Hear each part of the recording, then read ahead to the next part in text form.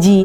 Dimana setiap kali Aji ini berantakin rumah atau nyoret-nyoret tembok gitu ya, Putri ini pasti langsung marah besar. Kebiasaan ini berlangsung lumayan lama, Wak, sampai akhirnya Putri ini mulai sadar kalau dia harus berubah.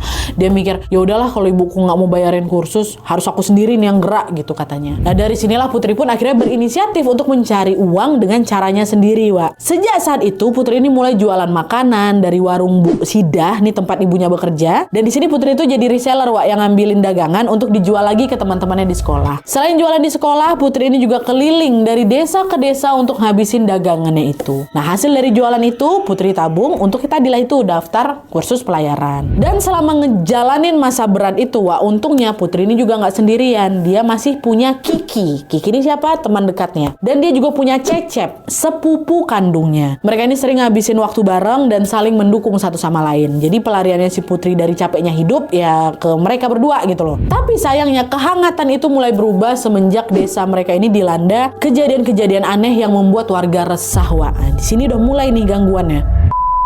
Akhir-akhir itu, suasana di desa Putri ini perlahan berubah. Secara tiba-tiba, Wak, banyak kali warga yang mengaku kehilangan uang dan juga perhiasan berharga mereka. Dan gak cuman barang aja, Wak, warga ini juga mulai ngalamin kejadian janggal. Ada yang bisnisnya mendadak bangkrut, ada yang tiba-tiba jatuh sakit, dan ada juga yang meninggal dunia tanpa sebab yang jelas. Kejadian itu pasti bikin warga makin was-was. Ini kenapa desa kita kayak gini nih? Apa ada yang salah sama desa nih? Nah, di tengah kebingungan itu tiba-tiba datanglah ini kabar baru yang bikin warga makin gempar lagi, Wak. Konon katanya, beberapa wanita di desa Putri itu dikabarkan hilang. Awalnya warga masih positif thinking, mungkin mereka pada ngerantau ke kota nih, bapak-bapak, ibu-ibu. Tapi kenyataannya, Wak, satu persatu wanita-wanita itu nggak pernah kembali lagi. Belum habis rasa cemas itu ya, muncul lagi kabar baru yang nggak kalah bikin gempar lagi, di mana beberapa warga ditemukan meninggal dengan cara yang tidak wajar. Sejak adanya kejadian aneh itu, suasana desa berubah total nih. Ya, jadi setelah matahari tenggelam, semua udah langsung kunci pintu masing-masing, Wak. Malam di sana pun makin jadi sepi lagi, makin mencekam lagi, dan dari sinilah gangguan mistis tiba-tiba mulai bermunculan. Awalnya kan orang-orang hilang aja kan. Di sini gangguan mistisnya makin terlihat. Kata beberapa warga nih, Wak, yang mereka sering ngalamin kejadian aneh. Ada yang dengar suara ketawa perempuan melengking kali, ada yang lihat bayangan putih, ada juga yang ngelihat sosok kecil ngumpet di balik pohon kayak lagi ngintip diam-diam kayak gitu.